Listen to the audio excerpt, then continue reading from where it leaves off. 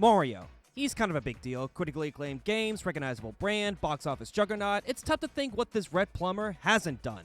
Except maybe adult toys. He has been Nintendo's golden child for over 40 years. I may not have the same love and passion as I do with his lifelong rival Sonic, but he has always been a part of my life, and it all started with my first ever gaming console, the Nintendo GameCube. My first introduction to Mario was from Super Smash Bros. Melee of all things. He was my main for a long time. I wasn't aware of the competitive scene at that time, give me a break. I then dabbled into his mainline games like Sunshine, 64, and the OG Super Mario Bros. On the Game Boy. But what makes Mario one of the best video game mascots of all time is his ability to be in anything. Just look at the amount of spin-off series he has. Mario Kart, Mario Party, Paper Mario, Mario and Luigi, Mario and Sonic, and a whole bunch of other shit. The GameCube had loads of Mario spin-offs. Hell, even Luigi got his own series here. The sports series dominated during this era. Mario Golf Toadstool Tour, Super Mario Strikers, and Mario Superstar Baseball. These are beloved by fans and still talked about to this day. Except for one sports title, one that I don't hear a lot of people talk about, one that has been a shadow behind the three titles I mentioned,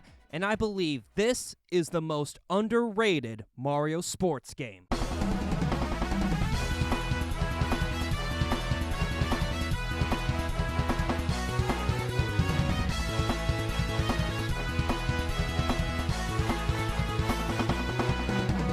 Mario Power Tennis is the third game in the tennis series released on November 8th, 2004 in North America. This isn't Mario's Tennis nor Mario Tennis. This is Mario Power Tennis. It's the only sports series to have a game on all major consoles after the N64. The Switch even got two of them motherfuckers. Technically, the Wii got a re-release of this game with motion controls, but that should tell you how good this game is. The craziest thing is all the sports games released at this time were good in their own right. Toadstool Tour is beloved with its golf mechanics. Superstar Baseball left a strong impact with it being the first game in the baseball series. Strikers has over-the-top animations and gameplay that stood out from the bunch. But I think Mario Power Tennis was overlooked and underappreciated. It sold the least number of copies worldwide in comparison to the other Mario sports titles on the GameCube. Don't get me wrong, I love these games, and seeing them continuing to have releases is amazing.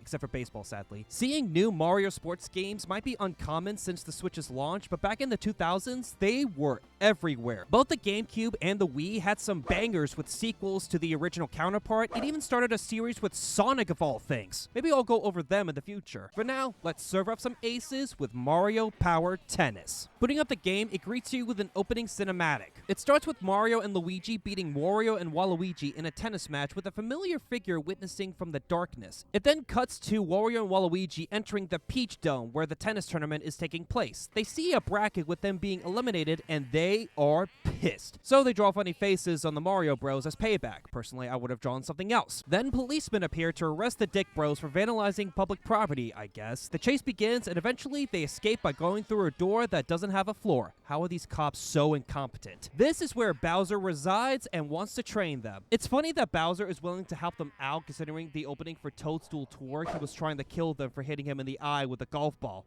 It was released before Power Tennis, by the way. But the training won't be easy. They will endure having an electric contraption strapped onto them, being chased by an angry chain chomp, and getting loads of back shots. Literally. However, the training was effective, and they are ready for their revenge. We cut to the finals of the tournament, with Mario and Luigi going up against Yoshi and Donkey Kong, but Wario, Waluigi, and Bowser show up to crash the party. The crowd doesn't like this, so they exert to terrorism. They fire bombs at the bros, who try to surf back at them, but are causing property damage. Where are the cops when you need them? Bowser fires a bullet bill, which Mario hits it towards the other bros, and the cannon accidentally fires a bomb on Bowser's airship, which it eats up. Does this mean the balloon is sentient? The air balloon is covered in bombs, it charges towards Wario and Waluigi, and the whole stadium explodes. Just kidding, everything is fine. How are they still alive? How is the stadium still standing? Peach got some strong-ass material built for that stadium. I love this opening. It gives a nice, entertaining story that doesn't overstay its welcome. It's a good way to set the tone of the game you're about to play. I miss it when Mario spin-offs have openings like this to hype you up. I'm not sure since I haven't played the recent titles, but I hope we can get more in the future.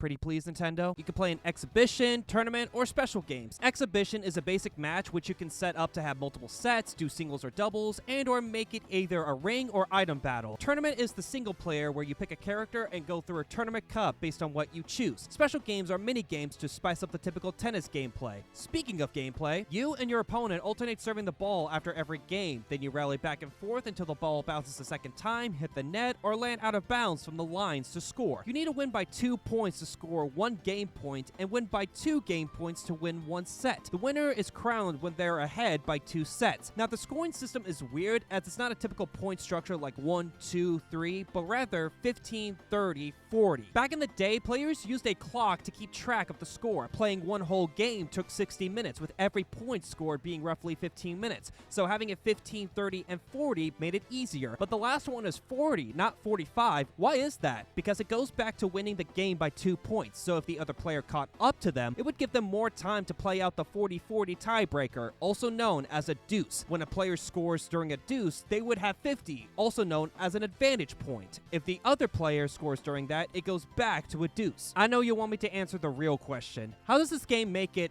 power tennis? Well, after rallying for some time, your racket will start glowing, in which you can use a power shot. Press X or R plus A for offensive, meaning hitting the ball hard and or adding status ailments to trip up your opponent. Press Y or R plus B for defensive, which will null the power shot effects or get the ball that is out of reach. It's important to use it at the right time to win the game. There's also hitting A twice for a strong topspin, B twice for a strong slice, A then B for a lob, which is hitting the ball far and higher in the air, B then A for a drop shot, which keeps the ball low and as close to the net as possible, and L then either A or B for a lunge, which is basically diving towards the ball. If this seems familiar, it takes inspiration from Toadstool Tour, where hitting the right button combination can send the ball further or perform a backspin. It makes more sense when you learn that both games are developed by Camelot. It's all about which moves to use to win by 2 sets. It's basic tennis, but having power shots give more strategy and fun to the game when you're not getting playing tournament. If you're playing this game by yourself, like I am, you'll spend most of your time playing tournaments. You select a character and either enter singles or doubles. There are 2 tournaments to start, the World Open and the Gimmick Masters. Each one has cups that offer different types of courts. For the World Open, you play on the basic court inside the Peach Dome, with each cup having different terrain. For the Gimmick Masters, you play on courts representing different areas from other games, with each one having a gimmick you can use to your advantage. For example, the DK court has clap traps that when you hit them, they will go after your opponent and slow their movement. If you're in that position, you must have the ball hit the lightning symbol on the court to zap them out. Another is Luigi's Mansion, where you hit blocks to make ghosts appear and have them stun your enemy if they get too close. You must have the ball hit the light bulb to make them disappear. There are only 2 cups for the gimmicks, but I wish there were more. Granted, there are only 7 special courts, so they didn't want to overlap. The regular tourneys have different terrains like hard, clay, and grass that change the condition on how the ball will bounce, but they're basic in nature. I'll give them credit with having different time settings like sunset and night, giving a time lapse on how long it has been going on, although I did beat them with Mario in like 1 hour. But wait, there's more. When you beat all 3 World Open Cups, you'll unlock the star variant of the character you used and can enter the star tournament, where you'll face the star variant of the characters who are more powerful than their regular counterpart. These guys don't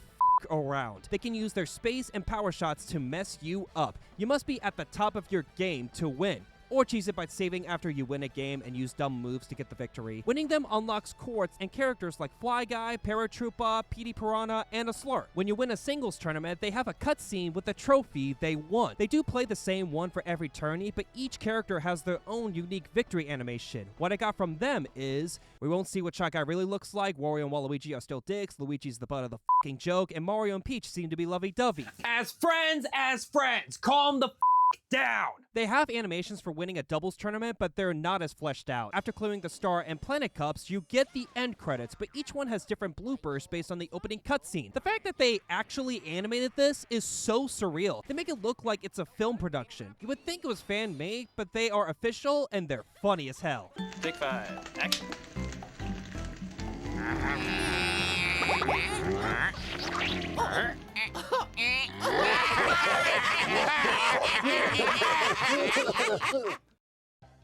If you don't want to cause yourself pain, you can do the special games. These give mini-games based on the courts you play on. Artist on the Block has you hit paintballs on a wall, but you must use the correct paint color for different parts of the mural within the time limit. Terror Tennis has you hit ghosts and you get points based on their actual appearance. You need to score a certain number of points within the time limit. Tic-Tac-Low has you freeing shrines from the goo and you get extra points for getting a line of shrines. You need to score a certain number of points within the time limit. Chain Chomp Challenge has you hit tennis balls and bombs at chain chomps to score points. You're up against 3 other players and you can use bombs to hit their chomps so that they'll chase after them. If it happens to you, just spam A to get to the water switch to calm them down. There's also water balls if you want to calm yours, but you won't get extra points if you hit them while they're in a feral state. They can also be napping if they get too much water, so use a bomb to wake them up. Whoever has the highest score is the winner. Gooper Blooper Volley has you rally against Gooper Blooper from Sunshine. You need to get a certain number of rallies to clear, but the whole court has colored panels. Whichever one you hit will be sent back onto the colored panel on your side. Make sure you don't hit the same panel or you'll lose the challenge. Balloon Panic has you hitting the wall that flips certain paths for claptraps to go to. Your goal is to not let them get to your balloon and eliminate a certain number of them to clear the challenge. Mega Bowser Mayhem has you go up against Mega Bowser in a boss fight. You charge up and send energy balls to deal major damage. Be careful of its flamethrower,